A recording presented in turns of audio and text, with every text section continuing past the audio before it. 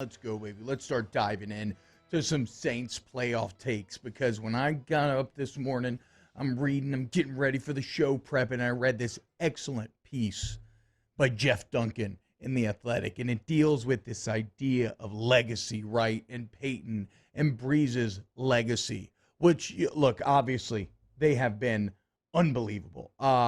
Really, their resume speaks for itself.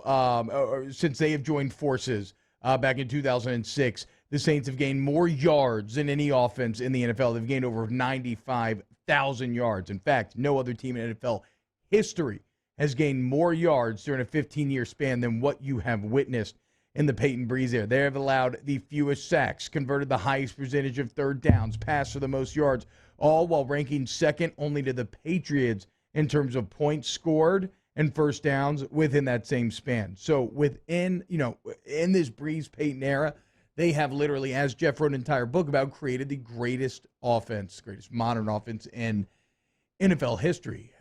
Despite this, despite being one of the winningest teams in the NFL the last few years, they have but the one Super Bowl. And although they would never engage in these sort of conversations, make no mistake, it looms large at night, right? Like worm tongue tells Awen, who knows what you whisper into the night, right? When nobody's watching, what your deepest held desires are. And make no mistake that Peyton and Breeze, they want the Super Bowl. Right now, they're still great. They're still Hall of Famers. But they are also still in the company of technically guys like Dilfer, right? Brad Johnson, Doug Peterson and Nick Foles, right? Like Sean Payton and Drew Brees are far better than these guys, yet they have the same amount of rings. Now, I'm someone who thinks that we tend to overvalue rings anyway, but it just is what it is, and that's the metric by which these guys are judged. Peyton and Brees understand that, and they also understand that this is their final opportunity, at least as the team is made up now, because who knows what the future holds. You're going to be on $90 million over the cap next year, which isn't nearly as bad as it sounds like. They have ways of managing it and getting out of it, but the point being, this team will look different from here on out. And as we sit here on the cusp, on a cold day, and your emotions are roiling, you're probably feeling a little anxious, you're feeling a little insecure, because we've done this dance before the last few years, right?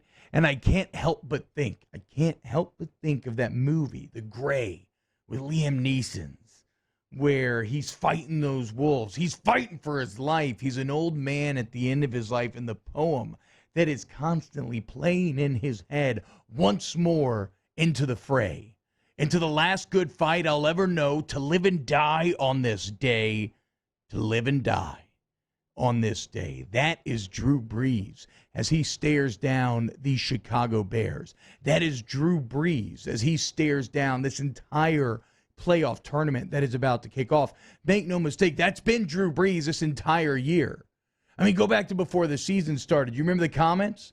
I'm just going to lay it all out there and let the chips fall where they may. Well, the lay it all out there time is now. And the Breeze-Peyton legacy stands to take a massive step forward if they're able to win another Super Bowl. And look, sometimes in life you get screwed over through no fault of your own.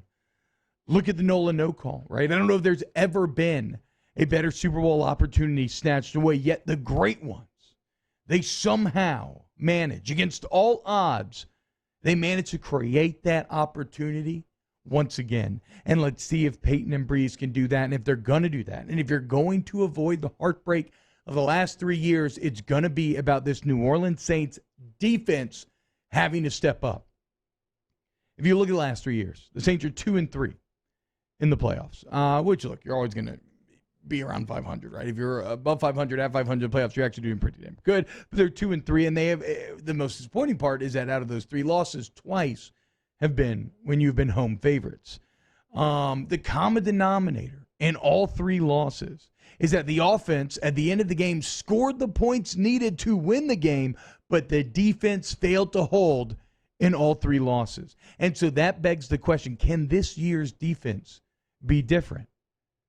And where you become a bit intrigued, maybe a bit encouraged, is that this year's defense has already been different. In fact, for the first time in the 15-year era of greatness that we were just talking about. This Saints defense finished top 5 in the league in both total defense and scoring defense. That's right.